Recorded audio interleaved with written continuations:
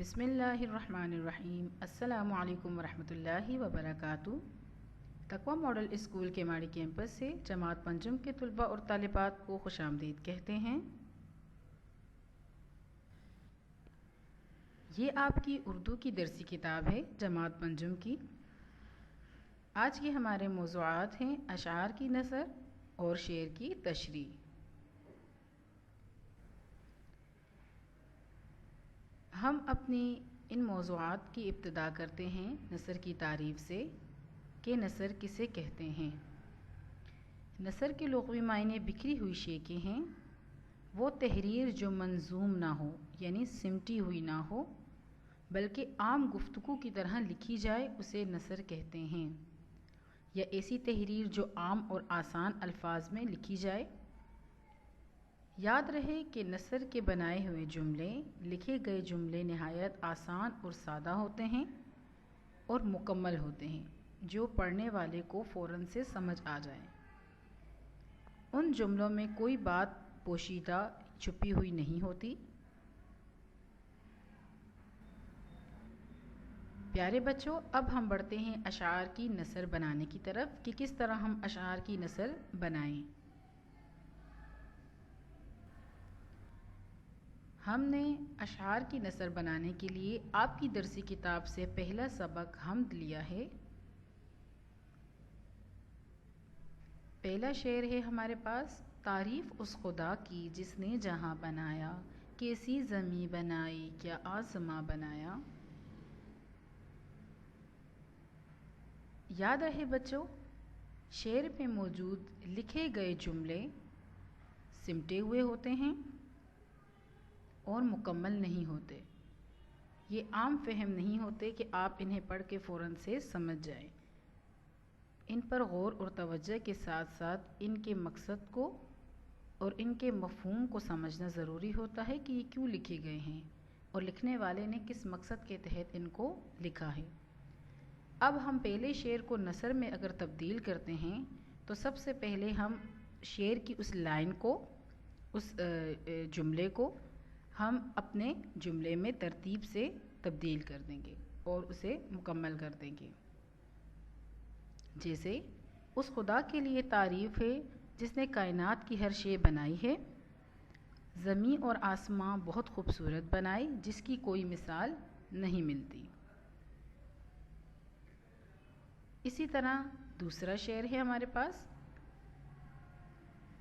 مٹی سے بیل بوٹے کیا خوش نما اگائے، پہنا کے سبز خلعت ان کو جواں بنایا۔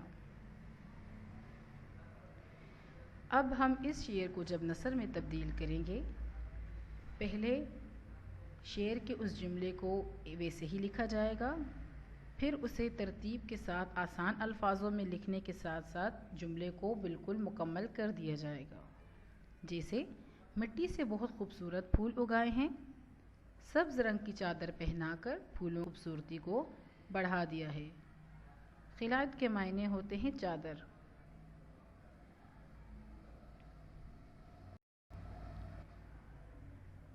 اب ہم بڑھتے ہیں شعر کی تشریح کی طرف۔ تشریح کے معنی ہوتے ہیں کہ لکھے گئے جملوں کو جو سمٹے ہوئے ہوں، مختصر ہوں اور ان کے اندر بہت سی باتیں پوشیدہ ہوں، چھپی ہوئی ہوں، انہیں بیان کرنا۔ پیارے بچوں، ہم نے شعر کی تشریح کے لیے آپ کی درسی کتاب سے دوسرا سبق نعت لیا ہے، جس کا دوسرا شعر ہے، مصیبت میں غیروں کے کام آنے والے وہ اپنے پرائے کا غم کھانے والے۔ آپ دیکھ سکتے ہیں کہ اس شعر میں دو جملے ہمارے پاس موجود ہیں، لیکن وہ عام فہم نہیں ہیں اور مکمل بھی نہیں ہیں۔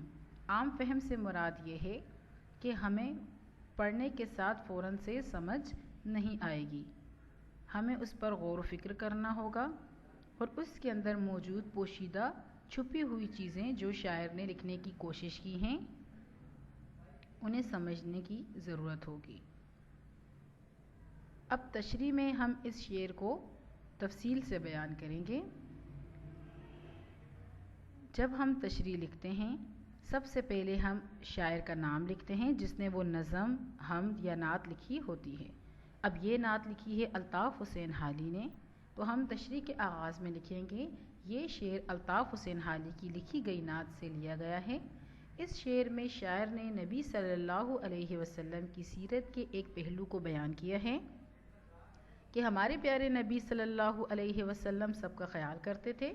ان کے اخلاق کی بہترین مثال یہ ہے کہ غیر مسلم بھی آپ کے پاس اپنے مسائل لے کر آتے تھے۔ بے شمار کافر آپ کے اخلاق سے متاثر ہو کر ایمان لائے تھے۔ وہ اپنے رشتوں کے علاوہ سب کے دکھ اور تکلیفوں کو محسوس کرتے تھے اور انہیں دور کرنے کی کوشش کرتے تھے۔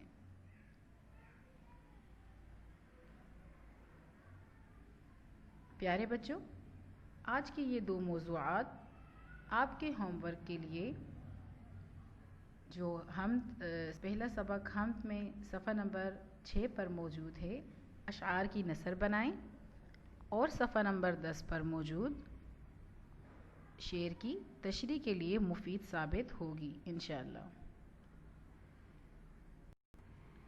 اپنا خیال رکھیے گا۔ جزاک اللہ خیراً۔